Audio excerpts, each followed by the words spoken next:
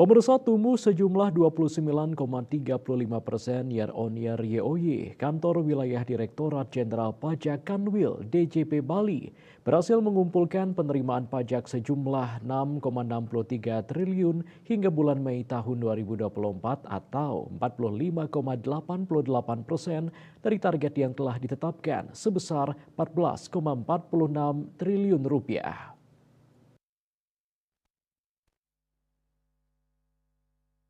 Hal tersebut diungkapkan Kepala Disperindak Kota Denpasar Nyoman Sri Utari. Dikatakannya realisasi rencana promosi produk IKM unggulan Kota Denpasar di Pasar Kumbasari masih menunggu anggaran perubahan 2024.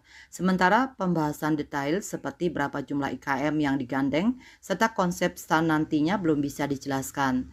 Dijelaskannya pemanfaatan lokasi Pasar Kumbasari adalah upaya Pemkot Denpasar untuk semakin meningkatkan pemberdayaan pelaku IKM yang ada di Kota Denpasar.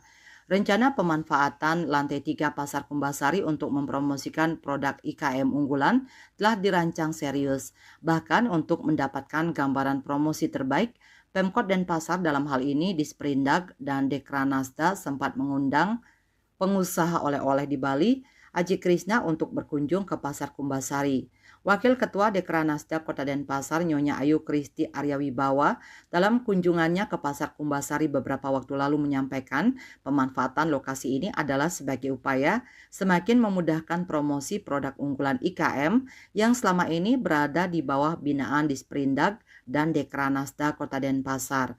Wartawan Bisnis Bali melaporkan.